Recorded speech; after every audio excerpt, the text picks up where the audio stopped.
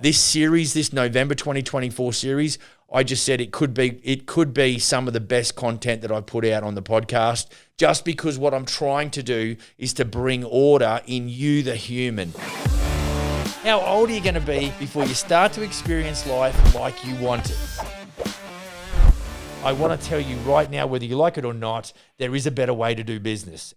Hi everyone, welcome to the Business for Builders podcast. My name is Max. I am the CEO here at Smith & Sons Canada. I'm your host, and I'm also the ambitious founder of elitebusinessadvisory.com, coaching for contractors. So welcome to you. If you are a first-time visitor, I appreciate you dropping in. And of course, if you are one of our long-time viewers or listeners, I really do appreciate you just hanging in with me there. And I trust you're getting some steak and potatoes. Be sure to like and subscribe, all that kind of wonderful stuff. One of these drops every week. We trust it brings value to you and your business. Don't forget to get across to Business for Builders VIP on Facebook. Please answer the 3 questions and I will let you in.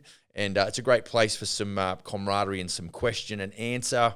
I curate that. So, if you've got anything there that you want to sort of just ask the question of the group, then that's a great place to do that as well. Don't forget, if you don't know, we do have a bit of a play around on TikTok. So maybe you're not into TikTok, but it sure is a pretty spontaneous little platform that we like to get amongst and have a good time on as well. If you want to contact me about some coaching, be sure to hit that book a consultation button on the elitebusinessadvisory.com. Love to chat with you. And look, honestly, get with me for 30 minutes and I will download as much as I can into your life and your business as I can. And then we can figure out whether or not we're going to do something more formal after that. So, yeah, pretty excited. Look, we're basically focused on November right now. And, it's an interesting time as a business guy who, has a controlling interest in 3 companies. And, in the month of November, which is where we're sitting right now, it's an interesting pivotal time for me personally, or as a business guy, where I tend to start thinking about, I guess I have that little audit program naturally built into me where I go, okay, I'm going to think about and do a bit of an audit on what happened, in this year that is 2024, and then sort of consider some of the activities that went on in there, and then of course make an assessment as to what we think we might do going forward. I don't really like to do this kind of thought process as much. I think while I'm activated and active inside business operations, I think November's a great time to do it because December, obviously the Christmas season kicks in, and you can probably just for a moment forget about what went on. So I would encourage you to use the month of November to do, a little bit of an audit on your business, a little bit of an audit on yourself, and really just think about doing 2025 at a higher level than what you did in 2024. I don't really think that the revenue number that you've done in 2024 is all that relevant, good and bad. I think next year is going to be full of its own challenges. And, I think what we've got to do is just take stock of what went on in our life in 2024 and just see what we can, really recognize what we did well. And then, of course, maybe highlight those things that need some work. So, this month, I think, it can be, you can get to this point of the year perhaps and you're going, well, we had a cracking year, it was awesome. Or you can be at the other end of the stick and going, well, it was pretty ordinary and I really don't want to relive that again. And I think, if you're on a bit of a winning streak, great, let's just stay on it. Although I think there is definitely things within your business that you could probably do better. You can answer that. And of course, if you've not had a really good run in 2024, we really got to dig deep and make sure that we adjust our trajectory and that things happen, better than what they did in 2025. So really what this month is all about is, we're just going to focus on you, the person. We can, and of course it does bleed straight over into, the business that you're running and the infrastructure that you've created. But really, I want to try and stabilize your mental process and your assessment of your business. And, I'm going to talk this month, I'm going to kick off today and I'm going to chat about disorder. I've got a bit of an acronym here that we're going to run through and just sort of highlight some of the areas within your business and some of the deficiencies whereby that, because you've got disorder, your business is very chaotic. It's very disorganized. Week 2, we're going to chat about the opposite, which is order. What does that look like? I'm going to then chat about prosperity, because I think, I spend a lot of time talking about building businesses and, putting systems together and things like that. But it's like, what is it actually? What does prosperity look like? I mean, we hardly ever use the word prosperity. And so I'm really interested to jump into that in week 3 of November. And then, I'm going to round out November talking about overcoming fear. And, I've said of late to a few of my clients, particularly my elite business advisory clients, and it's about, if I don't, have buy-in from the human, or I don't have the human in a strong enough position to execute, it doesn't really matter what we do, as far as, it's just like polishing the wheels of the race car and there's no gas in the tank. It just doesn't work. And so, I think that, as much as when we're recruiting, obviously we're using our core values to really make sure that that human that you're going to invite to participate and to be a team member fits within your culture. I think we've got to make sure that first and foremost, if we are the lead dog, and we represent the leadership of our company, I think we've got to have a fairly solid approach to leading ourselves before we can then go and lead others.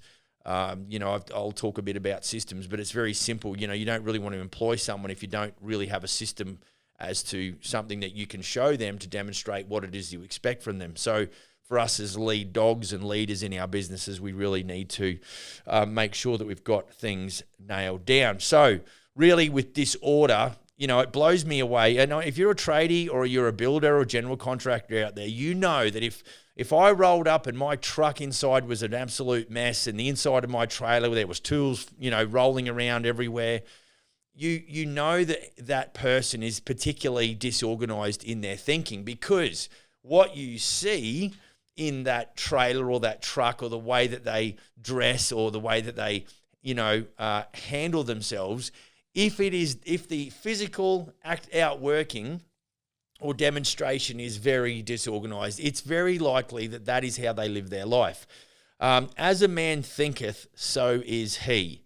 And I think, it's like, if you eat fat, greasy food, you're going to become a fat, greasy dude.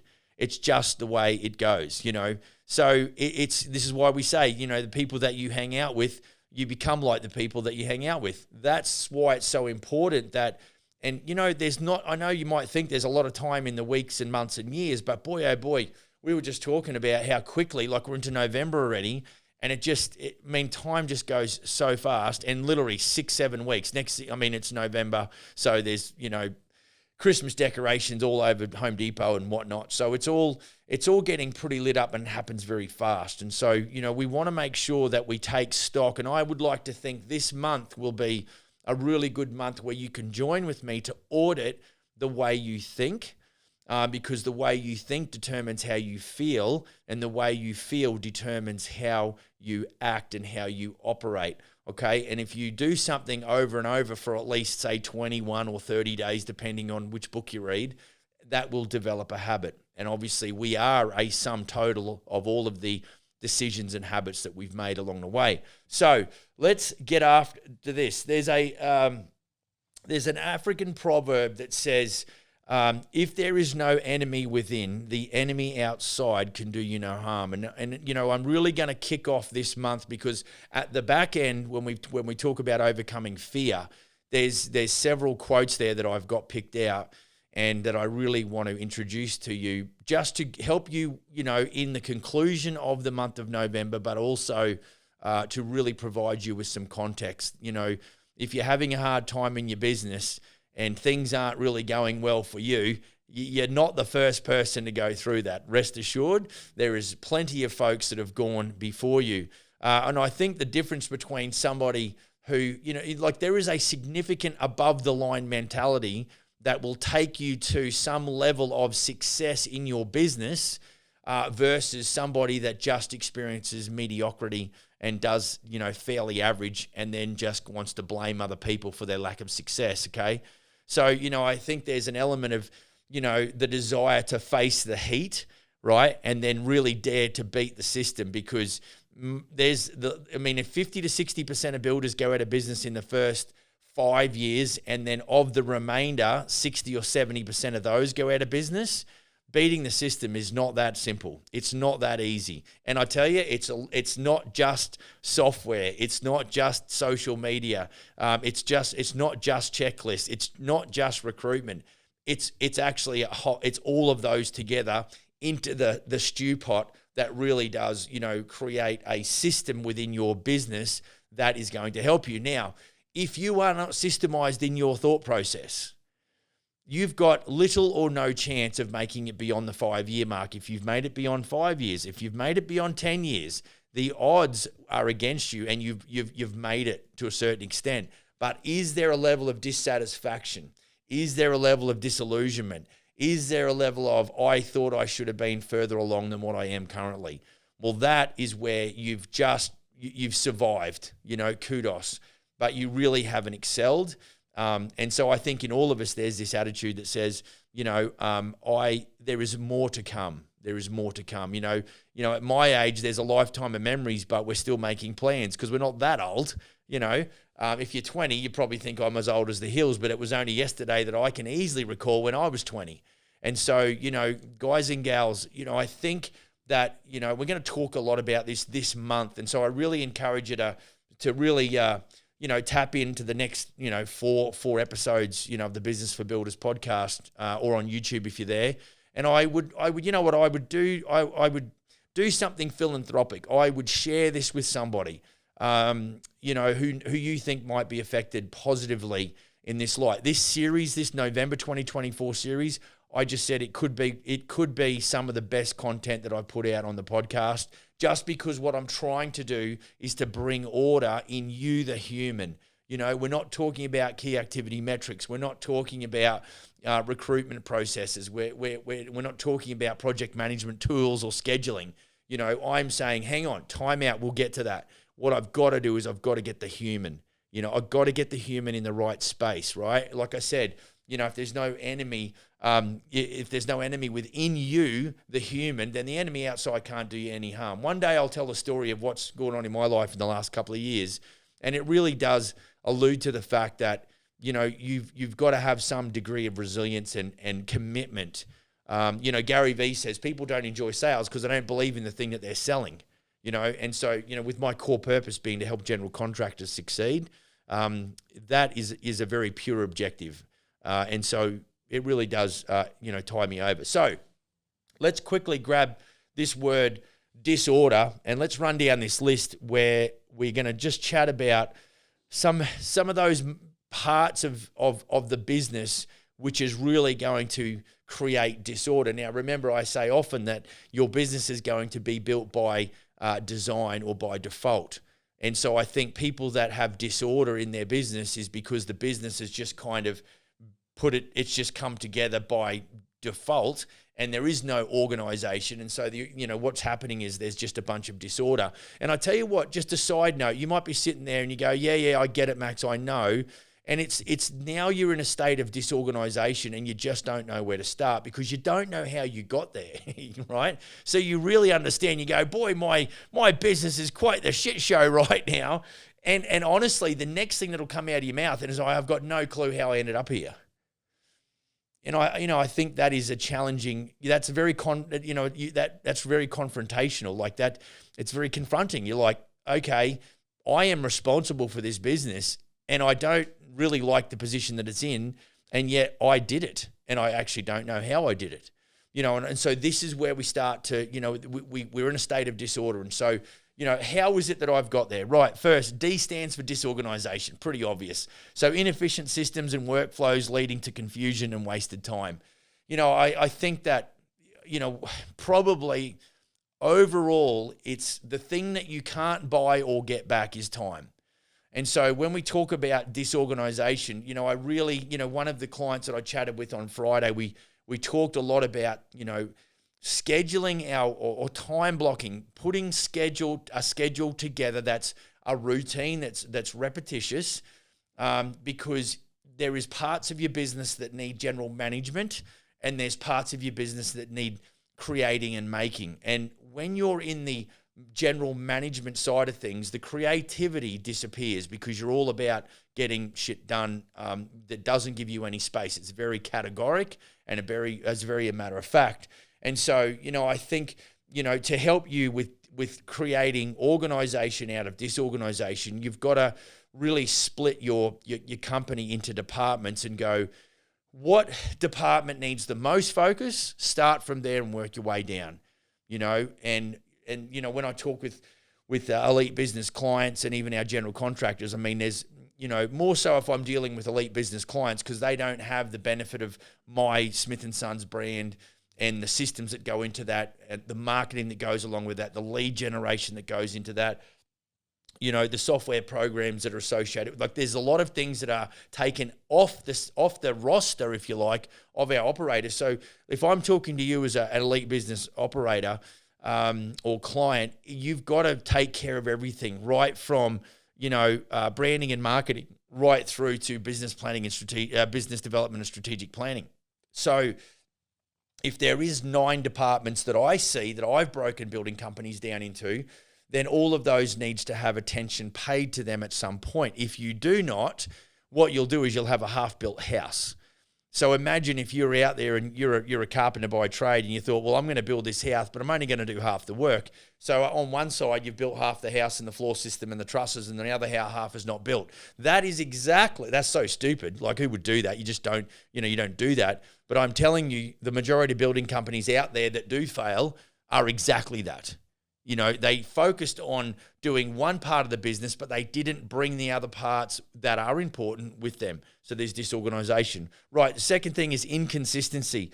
Fluctuations in service quality, standards, and or decision-making affecting reliability. I have a saying that we start well and we finish strong. I've never had a bad meeting with a client, not one.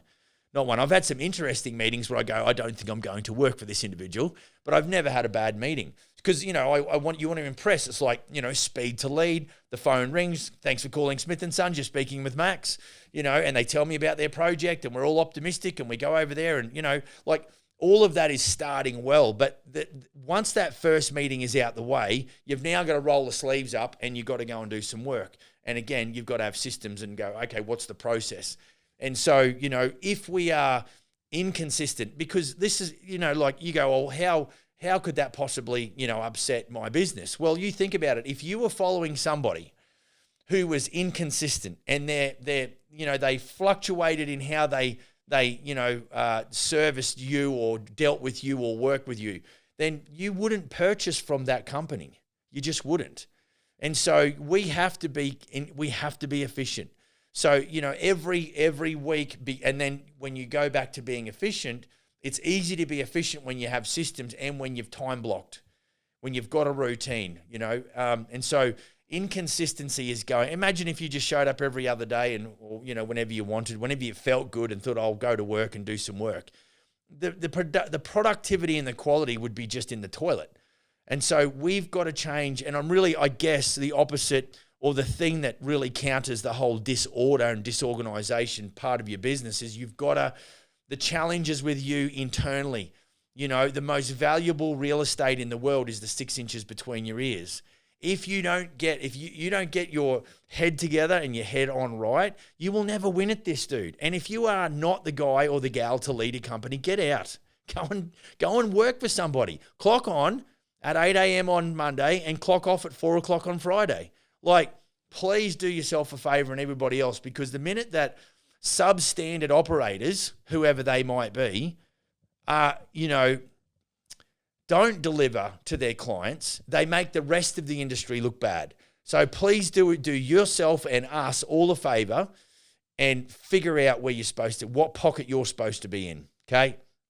Inconsistency. Okay, S, when we're going down the list here in disorder, stress management issues. Inability to handle pressure, impacting leadership and team morale. Speed of the leader determines speed of the pack. If you are not the guy or gal that can handle the pressure, and I think I talked about this in one of my recent podcasts, was about, the stress in the business, or the stress that comes from businesses that are that are expanding, businesses that are stagnating, and businesses that are in decline. Stress is in all facets of the business. If you can't handle the stress, okay, and it's not personal. It's just if you don't have a mechanism by which you can live with the stress, then you need to go somewhere where there's less stress so you can handle that level of stress. Because I think the level of stress in business is substantial. It's quite high. So you need to recognize, you go, it's not about business systems, Max. I just can't handle the stress, that level of stress.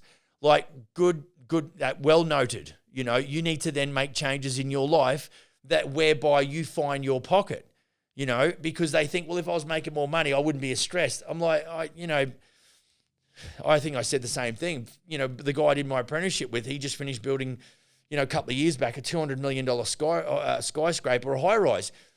And he's making shit tons of money, and he's building on land that he bought 15 years ago that's probably tripled in value. Like, the guy's got money.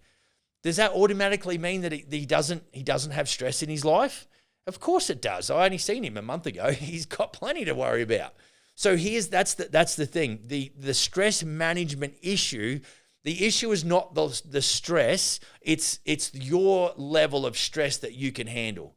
Okay, and that's why I say the speed of the leader determines the speed of the pack. If you're slow at making decisions, that will add stress to your life.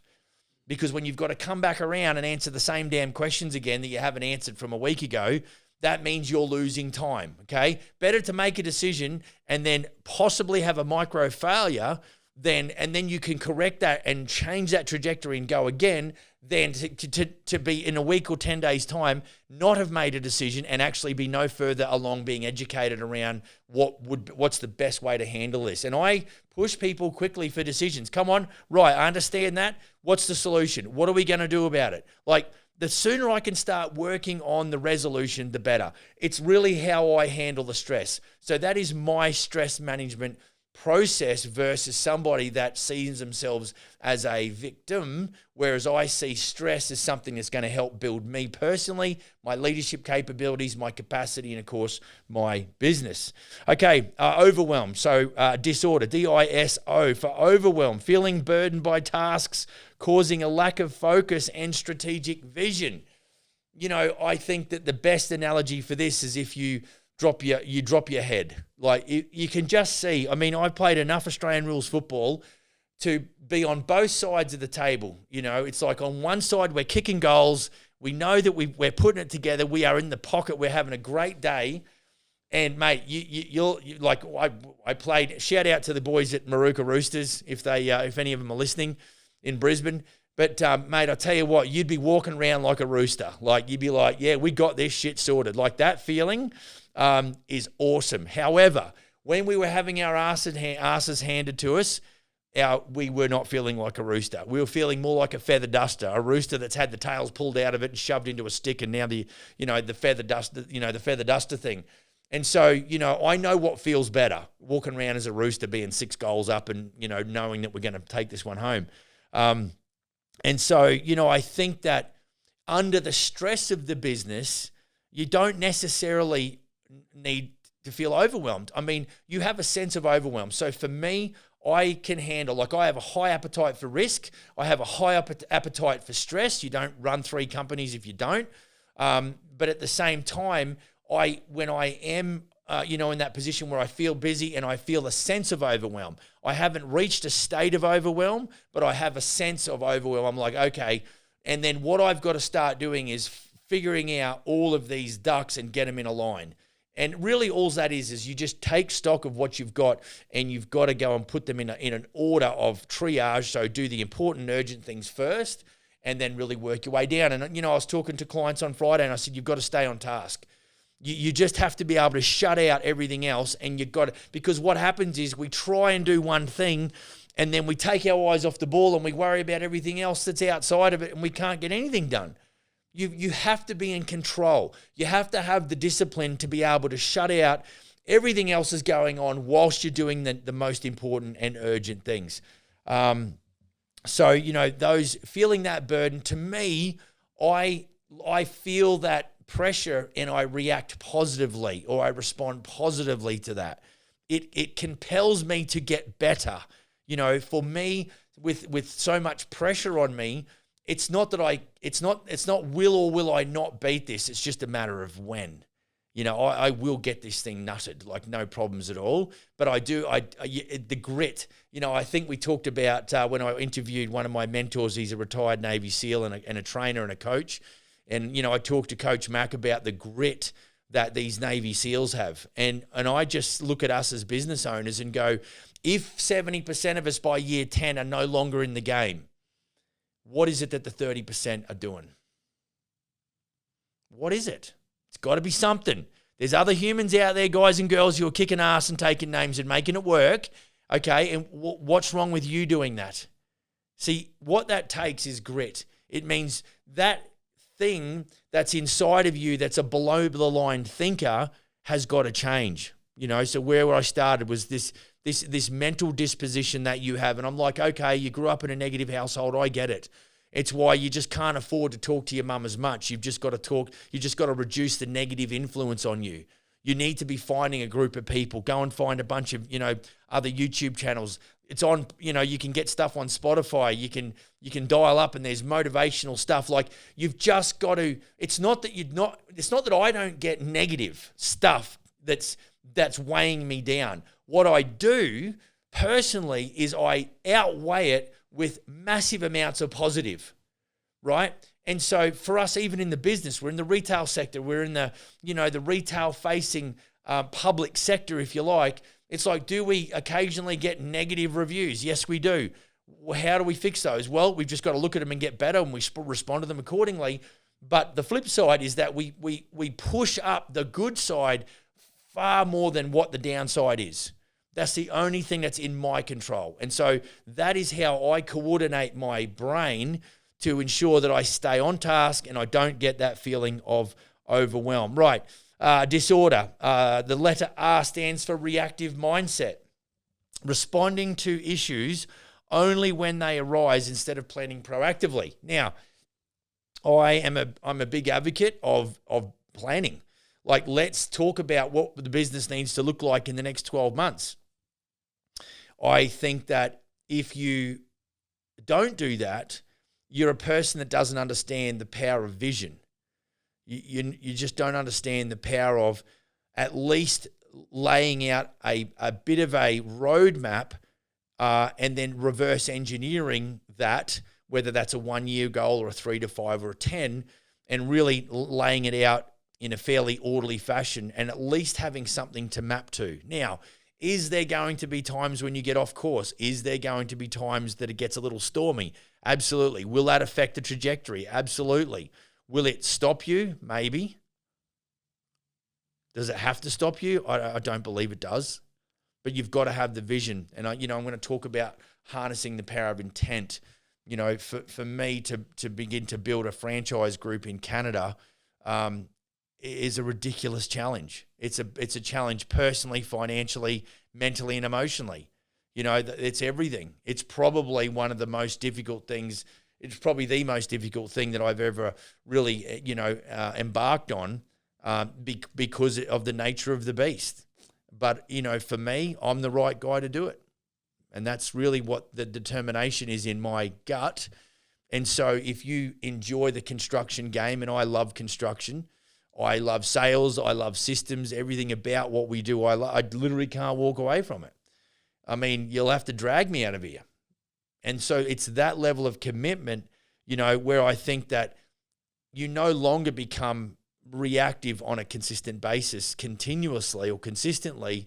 You do have moments in time where shit will piss you off and you'll obviously, go a little bit tropical, but you soon get back on track and you go, okay, think about the long game. And I think that's where you've got to have your eyes up and your vision has got to be there, and the goal that you're shooting at has got to be just out of reach, but not out of, not out of view or out of sight. All right, let's get through this.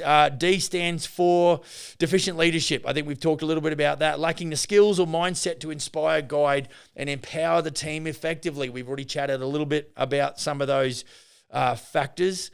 And so it's really important that, just to the right off screen here, there's a row of books which I lay out, intentionally at the boardroom table where we train our franchised operators, because the amount of knowledge that comes out of those books, and I'm probably buying 1 or 2 audiobooks a month and just punishing them. 4 to 10 hours is the average audiobook. Unfortunately, I've only got a 7-minute drive to work, so I don't get a whole bunch of listening done. But, if I'm working away there on something that doesn't, really need a lot of, I'm just doing it out of, muscle memory, and I don't need, I'm not doing planning or anything. I can have those audiobooks just chugging away in the background. And so, it really comes down to your personal development, because at the end of the day, the leadership that you develop in yourself is actually a prerequisite to having a higher performance business, because we know that, a lot of business owners can be the bottleneck. Please, guys and girls, you need to look in the mirror every morning and go, I am the reason my business isn't growing. Now, that can be a little bit harsh, but it's what I do.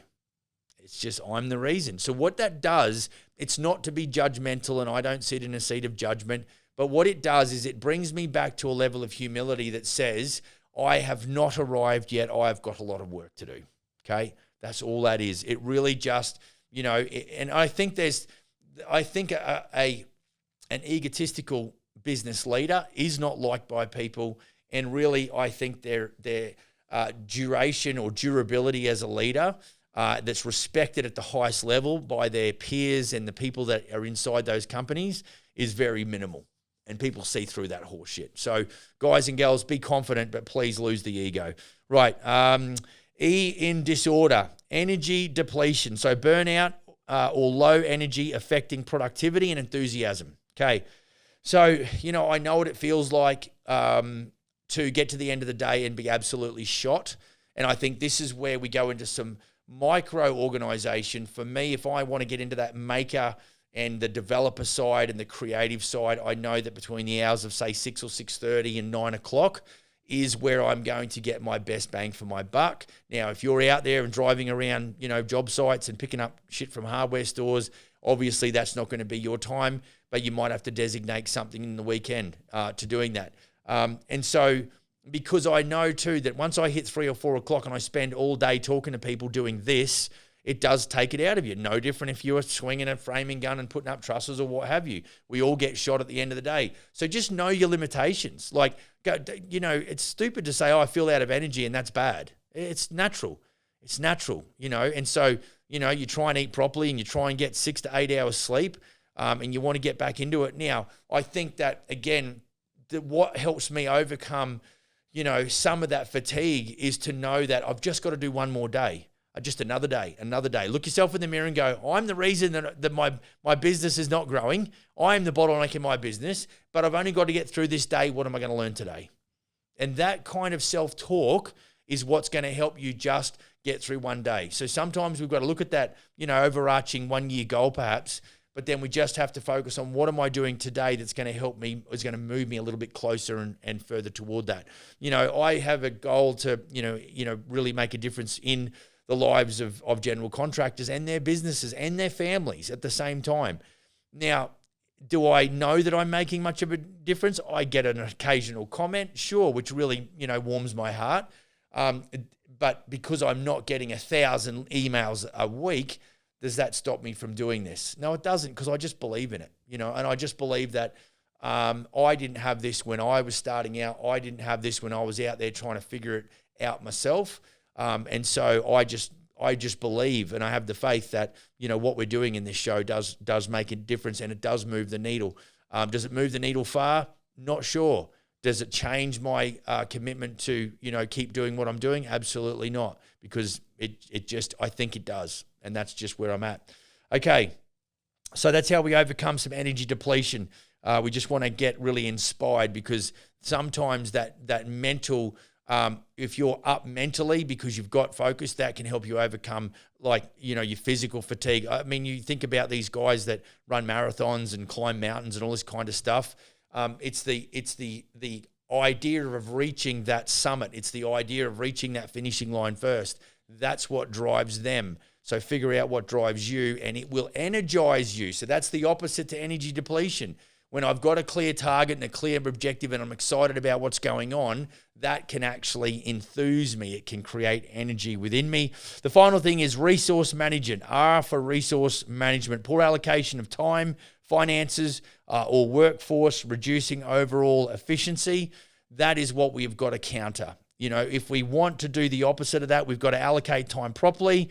We've got to allocate finances properly, and we've got to do that prudently. We've got to allocate our workforce very strategically and efficiently, and that will then affect our company with an overall uptick in efficiency, productivity, and profitability. So, guys, I hope this little layout of disorder maybe is a little bit of a shock to your system. Maybe you've taken a few notes and you've got some thoughts around where you can make some improvements. Remember, it's just inch by inch is a cinch, yard by yard is a hard. So just focus on one day at a time, 1 inch at a time, but always be applying constant, firm pressure towards your success and self-development. And you're in with a big chance of being in that 30% at the back end of 10 years. Remember, you can get me on Max at elitebusinessadvisory.com. You could go to elitebusinessadvisory.com, hit the book a consultation, and you and I can have a very one-on-one chat about your business. I will drop as much as I can of value into your life in 30 minutes in that strategy session as I can. We can then figure out whether or not we want to do something in the way of coaching after that.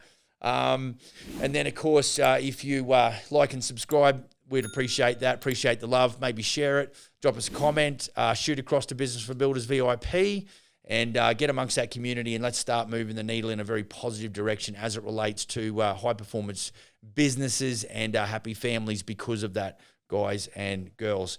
Go build a kick-ass business. See you in the next episode. Cheers.